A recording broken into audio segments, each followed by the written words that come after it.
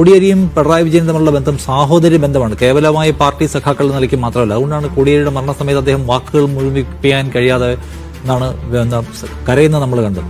അപ്പോൾ പിണറായി വിജയനോട് ആ നിലയ്ക്ക് എൻഗേജ് ചെയ്യാൻ കഴിയുമായിരുന്ന വിധത്തിലുള്ള ബന്ധം അവർക്കിടയിൽ ഉണ്ടായിരുന്നു, ആ നിലയ്ക്കുള്ള സീനിയോറിറ്റി ഉണ്ടായിരുന്നു, പാർട്ടിയിൽ ആ നിലയ്ക്കുള്ള ഗ്രിപ്പ് അദ്ദേഹത്തിനുണ്ടായിരുന്നു. പക്ഷെ നേരെ തിരിച്ചാണ് എം വി ഗോവിന്ദന്റെ കാര്യം. അദ്ദേഹം വരുമ്പോൾ പിണറായി വിജയൻ സർവാധികാരിയാണ്, പാർട്ടിയും ഭരണവും എല്ലാം പിണറായി വിജയന്റെ കയ്യിലാണ്. അവിടെ പിണറായി വിജയന്റെ സർക്കാർ ഒരു തീരുമാനം എടുക്കുമ്പോൾ അത് ശരിയോ തെറ്റോ എന്ന് ചോദിച്ചാൽ ഒരു മറുപടിയും പറയാൻ കഴിയാതെ കുഴങ്ങുന്ന എം വി ഗോവിന്ദൻ മാഷിനെ നമ്മൾ പലപ്പോഴായി കണ്ടിട്ടുണ്ട്.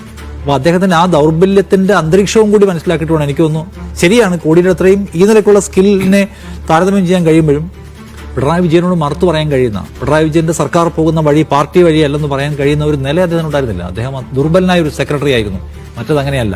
പിണറായി വിജയന്റെ ഗവർണൻസിന്റെ കാലത്ത് പാർട്ടി നിർദ്ദേശപ്രകാരം പാർട്ടിയിൽ നിന്ന് എതിർപ്പ് ഉയർന്നതിന് ശേഷം പിണറായി ഗവൺമെന്റ് പിന്നോട്ട് പോയ സന്ദർഭം ഉണ്ടായിട്ടുണ്ട്. അന്ന് ആരായിരുന്നു പാർട്ടി സെക്രട്ടറി? ഗോവിന്ദ മാസ്റ്റർ അല്ല, കോടിയേരി ബാലകൃഷ്ണനാണ്.